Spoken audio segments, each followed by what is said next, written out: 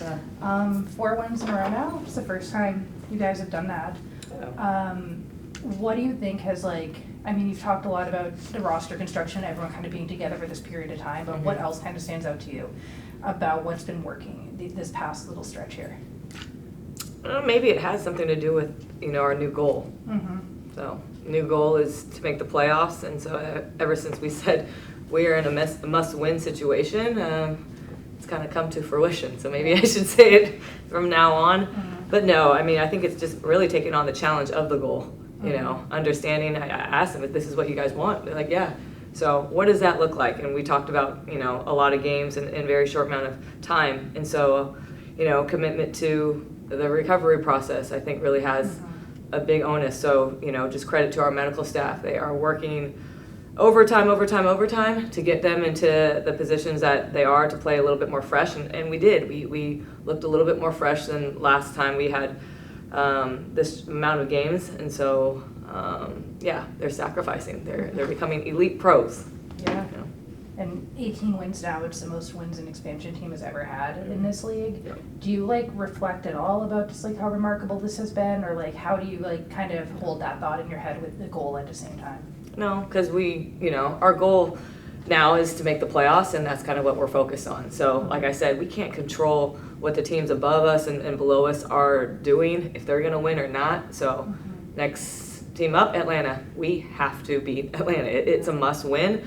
Because again, we only have to worry about controlling what we can control. And I thought our effort in the second half, keeping them to 19 points, just again, credit to, we made a couple of adjustments, and then, only allowing them 6 paint points, which they had 22 in the first half.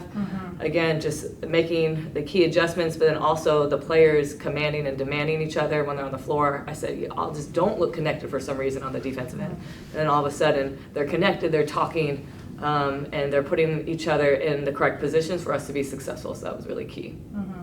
And then after the Washington game, where you guys almost lost that, this was a game where you kind of kept your foot on the gas and just kind of built on that lead. How important was that for you guys to just kind of see that you can do that and expand on a lead and not let them come back? Well, I think we figured out too, defend without fouling is key. We can't allow the opponent be continuing to shoot free throws to get back in the game. So it was a point of emphasis. Show your hands, get your body position early. Be smart. Don't even put your hands down, because sometimes even if we're not fouling but our hands are down, they're calling fouls. And so I'm just continue to show hands. Don't get frustrated. It's hard to win on the road because again, we sometimes see some home cooking for the other team, and so we just have to play smart, continuing to play smart, connected, and encourage each other through some of these tough moments when we do get some bad calls. It's just hey, just next play mentality. I thought V did a great job leading us. In this game, you guys went to the free throw line 25 times. What does it say just about the way you guys were kind of rushing the interior and getting to the hoop? Well, they switched. So when they were switching, and we got John Chechi and even Illy, rolling down to the paint, and so we just got freedom of movement type fouls to where we're trying to post, and then their guards were grabbing. So just credit to us getting into those situations where we're creating mismatches inside, and then everyone just being on the same string to just stay spaced and then getting that ball inside. So.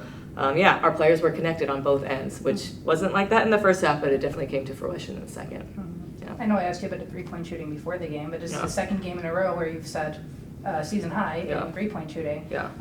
How rewarding is that to see that the let it fly mentality is really coming to fruition right now? Yeah, it's not really so much as we like to say it's the let it fly mentality. It's their ability to make each other shoot quality shots. That ball is just moving, and you could see it, and you could see them creating constant quality shots for their teammates, and I think it's just being a selfless team. That's what I see more than just let it fly mentality.